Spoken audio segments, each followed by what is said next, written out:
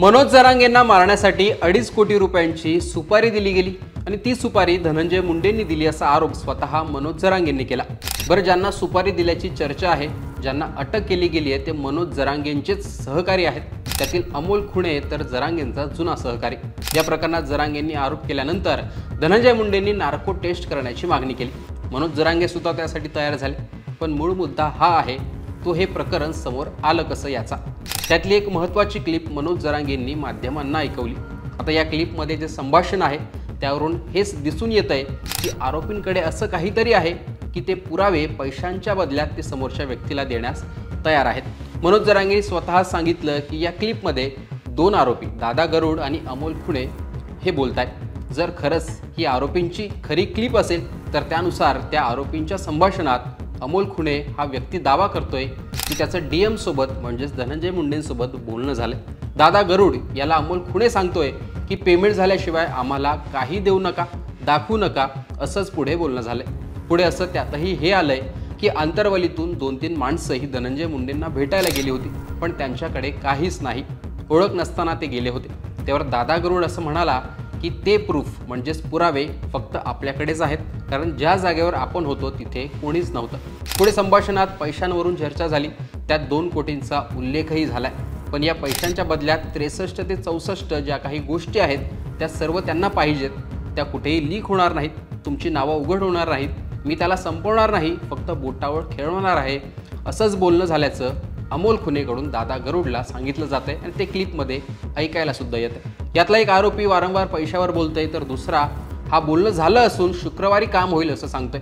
यात असाही उल्लेख आहे की तुम्हाला विश्वास नसेल तर तुमचा माणूस पाठवा ते गोष्टी ऐकायला, असा मेसेज धनंजय मुंडेंना द्या, असं एक आरोपी दुसऱ्याला सांगतोय। म्हणजे एक प्रकारे कुठल्या तरी गोष्टींवरून दोघांमध्ये चर्चा होते आणि त्याचंच डीएम सोबत बोलणं झालंय असं सांगितलं जातंय। त्यामुळे एकूणच हे संभाषण खरं असेल तर या संभाषणावरून हेच लक्षात येतं की आरोपींकडे अशा काही गोष्टी आहेत ज्यामुळे मोठं काहीतरी उघड होईल आणि त्या कदाचित मनोज जरांगेंविषयी असण्याची शक्यता नाकारता येत नाही।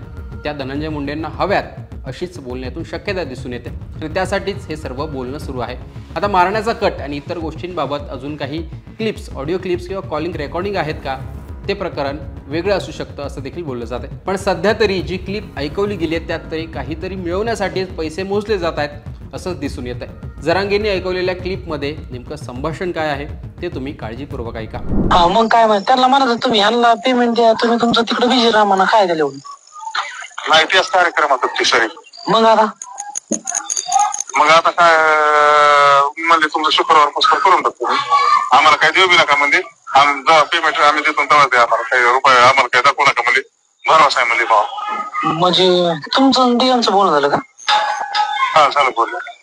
आणि दुसरी गोष्ट आंतरवालीमधून 2-4 जण घेतले बघतात हाताला, ह्याच्याकडे काहीच नाही। कोण जातं त्यांच्याकडे आंतरवली? हा मग 2-4 जण घेतले आज नाही, काल गेलते। काल गेलते काय?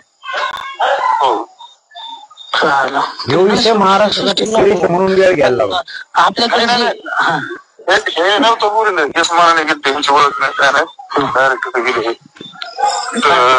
चर्चा हे केली तरी त्या म्हणजे असं बोलायला लागले म्हणजे असं तर कुणी बी बोलतोय।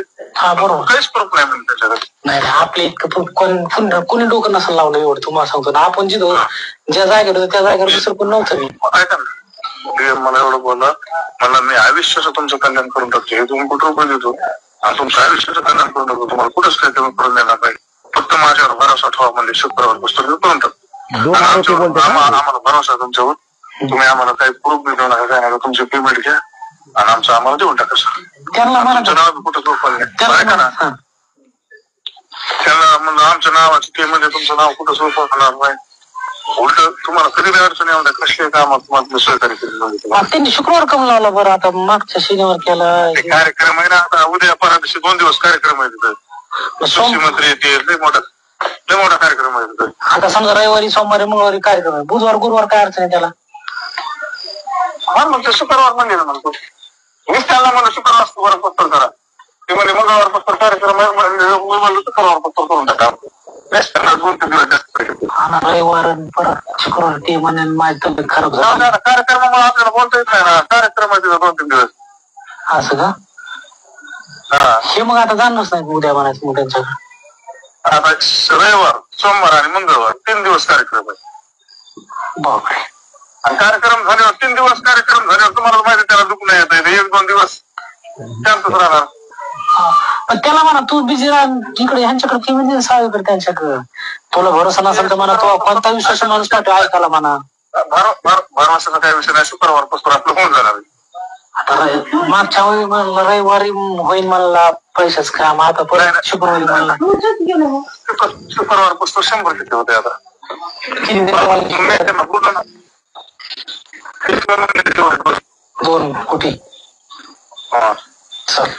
मला काय माझं 1.5 कोटी द्या तुम्ही, तुमचे 50 काढून घ्या याच्या तुमच्या पद्धतीने. कसं बरं मला बाद झाली बाबा, तेवढीच बाद झाली. मला जास्त अपेक्षा नाही. हा मी तुम्हाला म्हणलो ना काही अडचण नाही.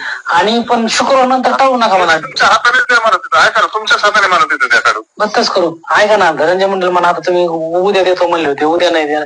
याच्या अगोदर शनिवारी देतो म्हणले, बुधवारी देतो म्हणले, आता रविवार 3 वेळेस झाले म्हणा. आता शुक्रवार तर टाळू नका. कार्यक्रम आहे 3 दिवस कार्यक्रम आहे आणि अगोदर 2 दिवसापासून तयारी होतात त्या कार्यक्रमाच्या.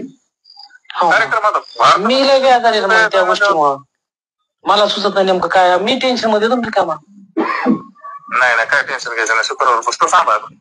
पण शुक्रवारी बोलणं झालं कन्फर्म. ते म्हणले अमोलराव, मला अमोलराव बोलतो. अमोलराव म्हणते ते म्हणजे तुम्ही या स्वतः. मला मी नाही येणार. नाही तर म्हणजे मग पाठवतो म्हणजे कांचनला पेमेंट घेऊन. त्यांच्याकडे पाठीला पेमेंट जरी जमतं आपल्याला काही अडचण नाही. पेमेंट घेऊन पाठवतो म्हणजे मला. पण तुम्ही सांगितलं म्हणजे 63-64 तेवढ्या पाहिजेत म्हणजे मला. सगळ्या देऊन टाकून आपण त्यांना 64. मी तुम्हाला आबूर सांगलं त्यांच्या नाही, त्यांना सगळ्या देऊन टाकू. आपणच उलट याच्यातून मुक्त होऊ. आपल्यावर नको टेन्शन. आपलं पैसे घेऊन मोकळं होऊ. आपण कोणाला एवढं मी मला म्हणले तुमचं कुठंच काय लिखित होणार. आणि त्याला मी संपणार नाही म्हणले. मी त्याला बरोबर बोटावर खेळतो म्हणजे त्याला. तुम्ही तुमचं कसं करा म्हणा, ते तुमचा मोठा प्रश्न. पण आपण गरीब नसतात, आपलं काय पैसे भेटले विषय संपला. नाही बरोबर. अशा प्रकारे आरोपींचं संभाषण असल्याचा जरांगेंनी हा दावा केला. त्याच हेच बोलणं झालंय की आरोपींना पैसे घेऊन धनंजय मुंडेंना काहीतरी द्यायचंय आणि यातून मोकळं व्हायचंय. असंच प्रथम दर्शनी तरी हे ऐकल्यानंतर दिसून येत आहे. मनोज जरांगेंनी धनंजय मुंडे आणि आरोपींचं बोलणं झाल्याची एक वेगळी क्लिपही ऐकवली. त्यात गाडी आणि त्या आरोपींना मुंडेंना भेटायचं असा उल्लेख आहे. धनंजय मुंडेंनी मात्र आरोपींना भेटलोय किंवा बाहेर भेटलोय असे आरोप फेटाळलेत. मात्र कार्यालयात भेट झालीच असेल तर त्यात काही असं बोलणं झालेलं नाहीये ते एक प्रकारे म्हणालेले आहेत, म्हणजे आरोप फेटाळलेत. आता या आरोपींच्या जबाबात कोणत्या गोष्टी समोर येतात ते सर्वात महत्त्वाचं असणार आहे. मुंडे आणि जरांगे दोघेही नार्को टेस्टसाठी तयार झालेत, पण ते होणार नाही सगळ्यांना माहिती आहे. मात्र हे आरोपी काय बोलतात, CDRमध्ये काय उघड होतं आणि खरंच आरोपींकडे काही पुरावे होते का आणि त्या बदल्यात त्यांनी काही ऑफर दिली होती का ते पाहणं महत्त्वाचं असणार आहे की नाही केवळ पैशांसाठी किंवा इतर काही जुन्या वादातून किंवा काही गोष्टींमुळे हे सर्व घडले का ते समोर येणं देखील आवश्यक मानलं जाते. एकूणच CDR समोर येणं की जे काही आरोपी आहेत ते खरंच धनंजय मुंडेंना भेटले का या विषयावर त्यांची चर्चा झाली का ते समोर येणं आवश्यक मानलं जात आहे की नाही केवळ इतर काही गोष्टींमुळे आणि केवळ उडवाउडवी आणि केवळ कोणाला तरी धमकावणं किंवा त्याचा प्रयत्न करणं यातून हे सर्व घडले ते पाहणं देखील महत्त्वाचं असणार आहे. एकूणच ही ऑडिओ क्लिप यातलं संभाषण याविषयी तुमचं मत कमेंट बॉक्समध्ये सांगा. लोकमतचं YouTube चॅनल सबस्क्राईब करा.